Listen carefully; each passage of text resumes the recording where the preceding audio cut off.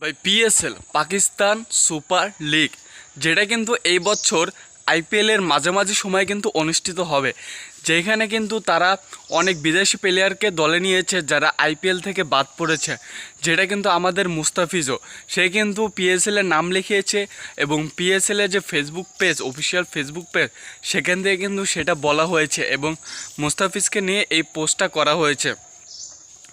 তো একটা দিক যদি বিবেচনা করে দেখা হয়, এটা কিন্তু পিএসএলের একটা বুদ্ধির কাজ, কারণ তারা আইপিএলের মাঝামাঝি সময় এটা দেওয়ার কারণে যেই আইপিএল থেকে যে নামি দামি প্লেয়াররা বাদ পড়ে গিয়েছে, যেরকম ডেভিড ওয়ার্নার, ডেরিয়াল মিচেল, এরকম আরও অনেক নামি দামি প্লেয়ার কিন্তু আইপিএলের অকশন থেকে বাদ গিয়েছে এবং তারা কিন্তু পরবর্তীতে পিএসএলে গিয়ে তাদের পারফর্মটা করতে পারবে। এটা কিন্তু খুবই ভালো দিক। তোমরা জানো, আমি কিন্তু আগের ভিডিওতে দেখিয়েছি আইপিএল থেকে বাদ পড়া সেরা কিছু একাদশকে নিয়ে, এবং সেই একাদশগুলো যদি পিএসএলে সুযোগ পায় এবং তারা কিন্তু পিএসএলে ভালো কিছু করতে পারবে। আমরা এটাও জানি যে আইপিএলের পরে কিন্তু সবচেয়ে জাঁকজমক লিগ কিন্তু পিএসএল, এবং তারা কিন্তু খুবই ভালোভাবে তাদের লিগটাকে আয়োজন করে এবং অনেক নামি দামি প্লেয়াররাও কিন্তু তাদের লিগে খেলে থাকে। তোমার কি মনে হয়, এটা কি একটা প্লাস পয়েন্ট না পিএসএলের জন্য?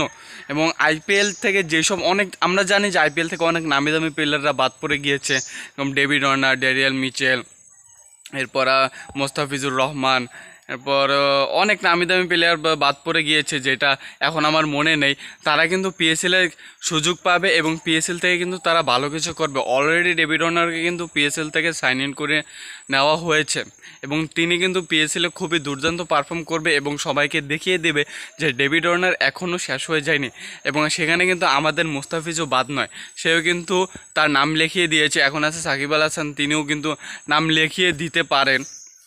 এবং এটা কিন্তু খুবই উত্তেজনামূলক একটা বিষয়, কারণ পিএসএলে কিন্তু বাংলাদেশের প্লেয়াররা খেলতে পারে না, কারণ পিএসএল যেই টাইমে অনুষ্ঠিত হয় সেই টাইমে কিন্তু বাংলাদেশের অনেক সিরিজ থাকে। এর জন্য কিন্তু বাংলাদেশের পিএসএলে নাম লেখাতে পারে না এবং তারা পিএসএলে খেলতে পারে না। কিন্তু এইবার যেহেতু আইপিএলের মাঝখানে হবে এবং আইপিএলের সময় কিন্তু বিভিন্ন দেশের অনেক কমই সিরিজ থাকে, এবং সেখানে কিন্তু এইটা কিন্তু পিএসএলের একটা খুবই বুদ্ধিকর দিক, কারণ তারা এইটা বিবেচনা করে দেখেছে, এটা ভেবে দেখেছে যে আমরা আইপিএল থেকে যেসব প্লেয়ারদের বাদ দেওয়া হবে, যেসব প্লেয়াররা অকশনে সোল্ড হবে না, তাদেরকে নিয়ে কিন্তু আমরা পিএসএলে খুবই ভালোভাবে টিম গঠন করতে পারি। এবং এই দিকটা কিন্তু খুবই প্রশংসনীয়, এবং যেখানে কিন্তু মুস্তাফিজও তার নাম লিখিয়ে দিয়েছে। দেখা যাক এইবার পিএসএলে তারা খুব সুন্দরভাবে টিমটাকে গঠন করতে পারে কিনা এবং মুস্তাফিজ পিএসএলে কোন টিমের হয়ে খেলে।